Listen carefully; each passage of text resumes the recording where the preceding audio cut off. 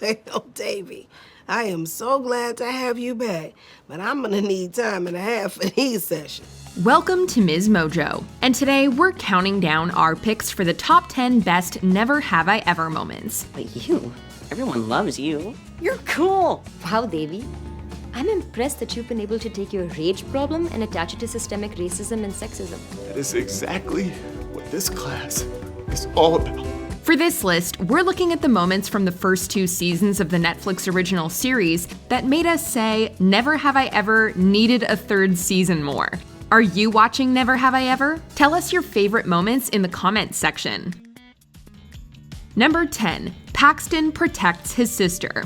Like Devi, it would be easy for us to be completely sidetracked by Paxton's admittedly impressive physical appearance. Oh god. Early on, though, we start to see that he might be more than his perfect abs. While freaking out over the reality of hooking up with Paxton, Devi hits it off with his little sister Rebecca. However, Paxton's reaction to finding the two of them is a definite switch from his usual chill self. Why are you sneaking around my house and talking to my sister? Was I not supposed to? I didn't even know you had a sister. Oh, you think I'm hiding her now? Because I'm embarrassed of her or something? No, I didn't say that. Okay. I don't think this is gonna work. Once he cools down, he realizes he overreacted. He even comes by Davy's house in person to explain himself. She used to get bullied pretty bad, even by people I thought were my friends.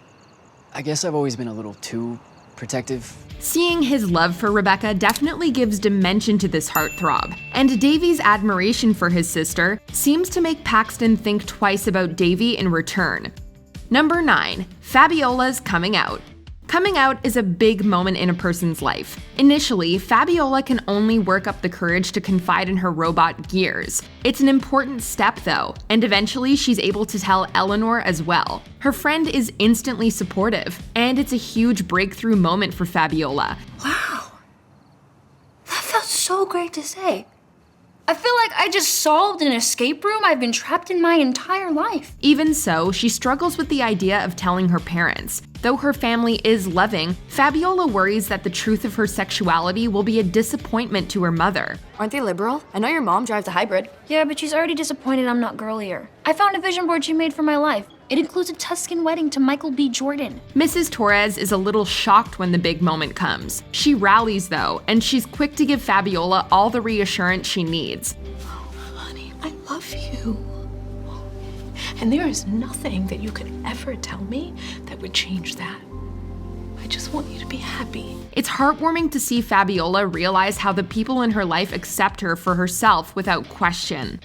Number 8, Mohan's video.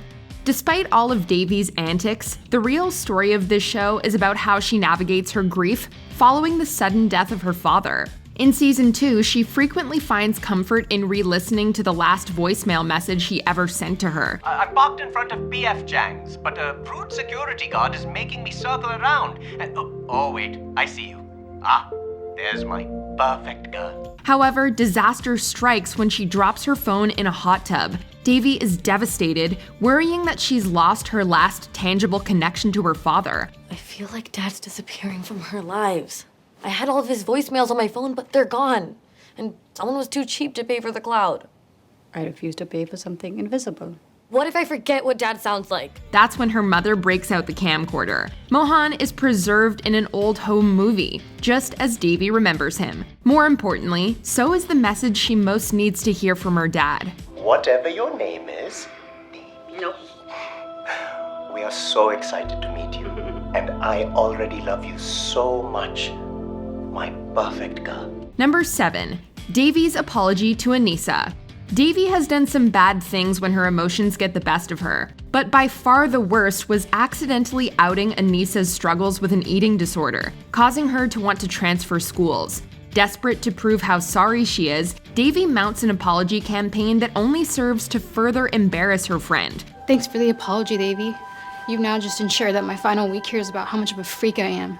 Great work. That's when she finally realizes it's not the size of the apology, it's the sincerity that matters.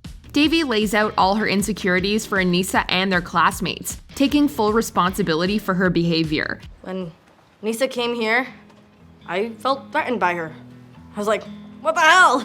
Another Indian girl who's prettier, cooler, and has figured out her eyebrow shape. But, Aneesa, I really don't want you to leave. As a bonus, she even enlists her mother to convince Aneesa's parents to let her stay at Sherman Oaks. Devi is definitely at her best when she's using all her talents for the right reason. You're kind of a pain, but I think your heart's in the right place. I swear it is.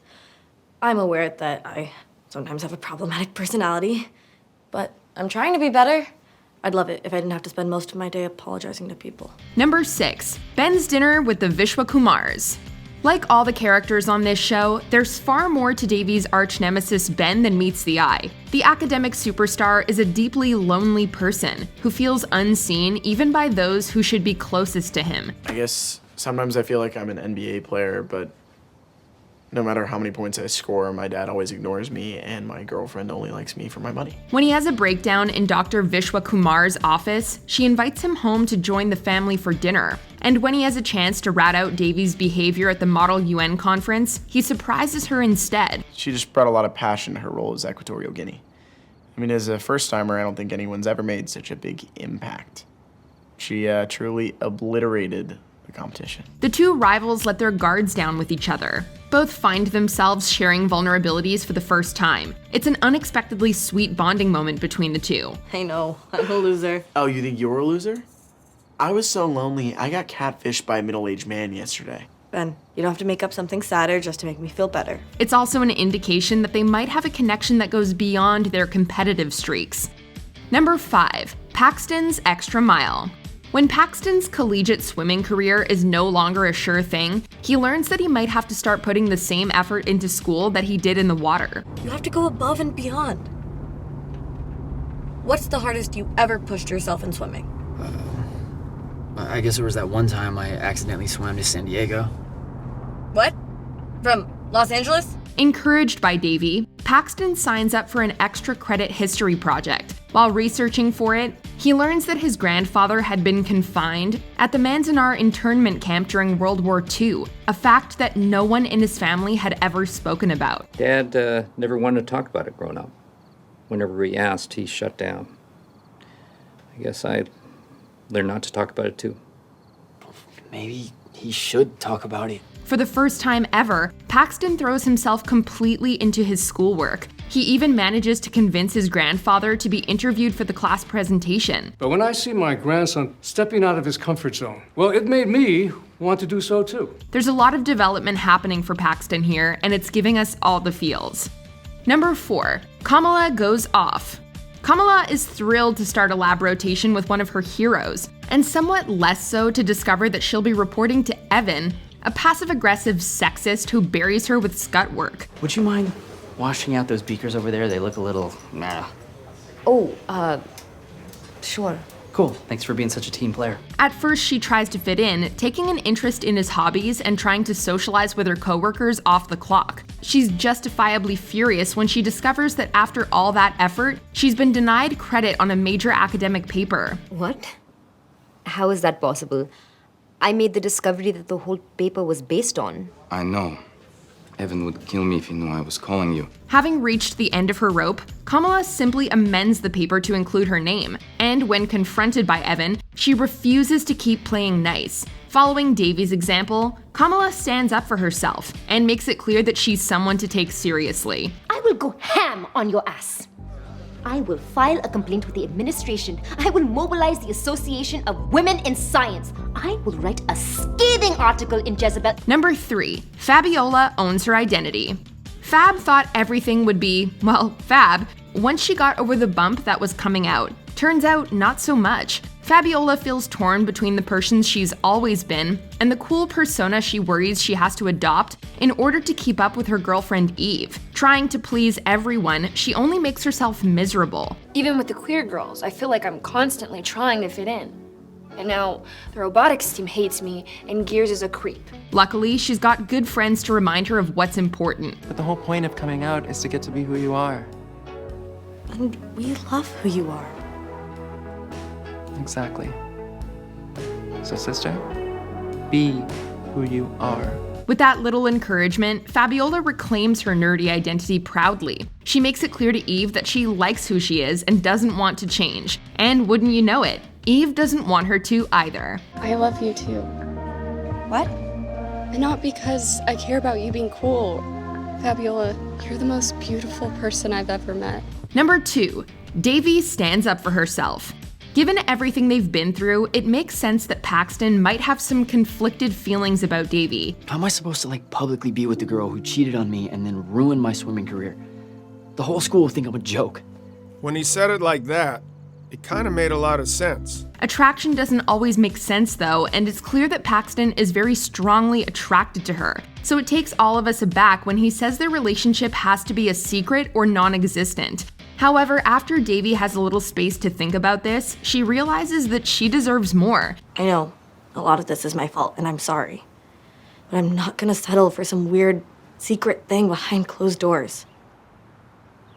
I wanna be someone's public girlfriend. She has the strength and the self-worth to ask for the relationship she wants, and to walk away from Paxton when he says he can't give her that. This might seem like a sad moment, but not long ago, this teen had offered up her virginity to him like it was a hummus sample at the grocery store. And now, she was walking away from an almost relationship. I have to say, I'm impressed with the kid. The moment of maturity in turn allows Paxton to realize how much he values Devi. The public commitment is great, but even better is Devi's self-respect. Should we dance? Yeah. Okay. Before we unveil our number 1 pick, here are a few honorable mentions. Kamala's culture shock. To be fair, Kamala, it doesn't make sense to us either. These are high schoolers, and their parents are okay with them taking showers together in their homes? Yeah, Kamala. Welcome to American teen soaps. The actors are also older than Mom. Devi normalizes female facial hair. Extra points for getting in a sweet burn. You shouldn't wear so much makeup. It'll collect on your mustache. At least I can grow a mustache. My doctor says any day now. John McEnroe in the flesh. After narrating the whole season, he shows up to help Devi in person. Thank you so much, Mr. McEnroe. No problem, kid. Now you give your dad a proper send-off, okay? Get going. The doctors Vishwa Kumar and Jackson cash in on that chemistry. We love a romance plot for Nalani just as much as we love a rivals to lovers arc. Are you going in for a hug? I was.